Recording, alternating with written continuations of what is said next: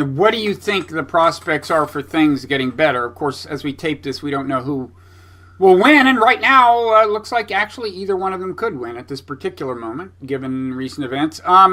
Right. What do you think? I personally have trouble seeing, things looking very good after this either way. I'm very worried, Bob. I'm not an expert. I say now for the 88th time. But I'm just my common sense, my kind of intuition. I've got a very, very bad feeling about it.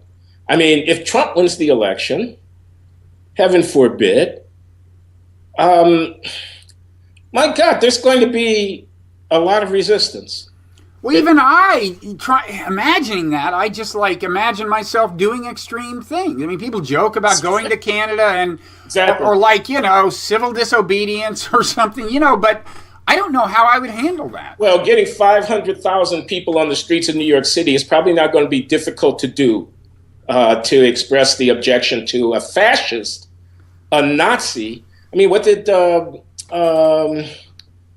I'm sorry, I'm forgetting the guy who used to be editor at the New Republic, Andrew Sullivan say? He says it's an extinction level event for American democracy, which I thought was put a bit of a fine point on it. Extinction, forget about it. Forget about 240 years of constitutional government. We're going down the tubes.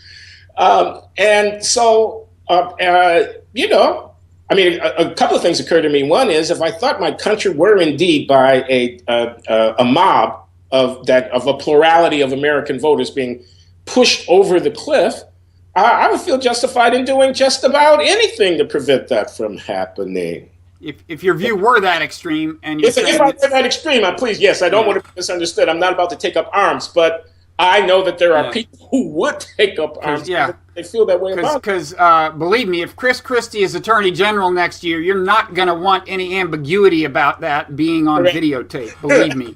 You're quite right about that. I can see the present day version of the McCarthy hearings unfolding right now. Oh, man. Ivy League professors are being called up to testify before Congress because of their seditious remarks. And no, I did not say that. What you think you might have heard me say, that's not what I intended. I'm just saying people are going to be pissed off. I personally have no recollection of any association with Glenn Loury whatsoever, Your Honor. There you are. And on the other side, too, we've heard a lot of talk about the violence of the Trump people. I don't know if you've bothered to watch any of these rallies. I have.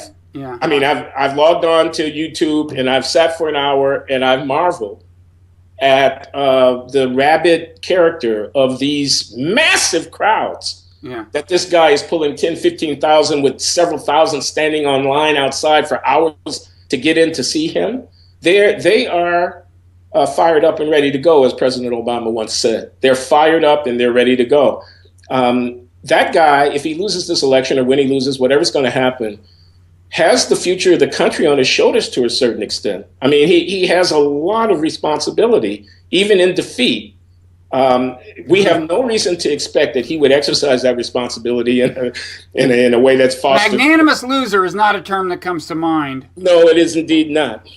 I think, regardless of who wins, I think that almost the only thing that could start turning things around anytime soon would be, and I say this, by the way, with full understanding that one thing that's been revealed lately is that elites, as sociologists call a certain category of people, elites do not have as much power as we thought they had in the modern technological or whatever environment. I understand that. At the same time, I think if anything could help to turn things around, it would be if there were a truly bipartisan, trans-ideological, networked effort by elites who genuinely were more concerned about just the overall tenor of discourse and the degree of bitterness in the country than they are about getting their own ideological agenda, advanced next month or next year. If there were a large number of those elites and they could get together and talk about this,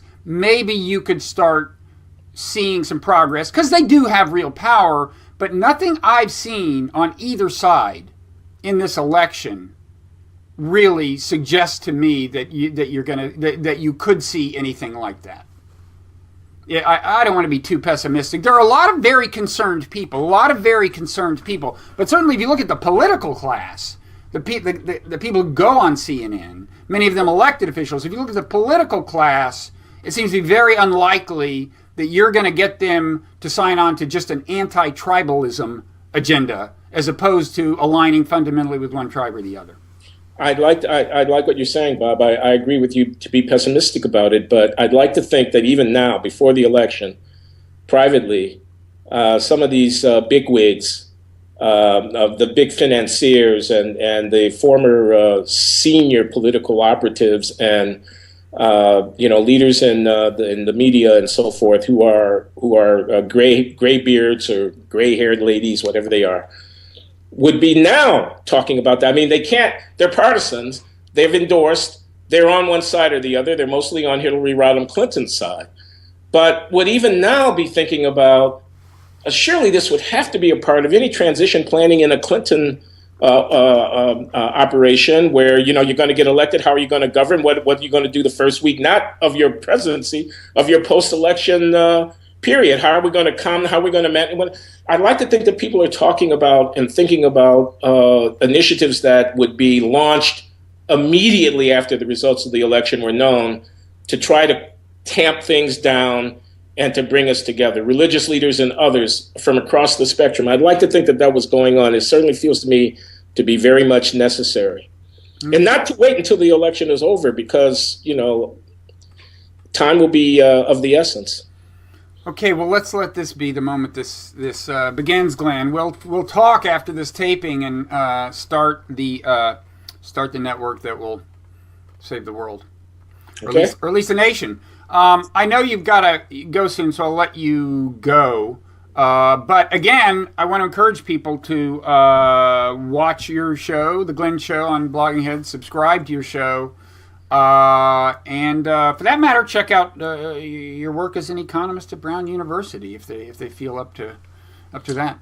Thanks a lot, Bob. I can be found easily by searching Brown University Glenn Loury. I have a webpage there. And you have a Twitter handle, right? You're on Twitter. I do. It's Glenn.Loury1. Yeah. Okay, great. Well, thanks so much, Glenn.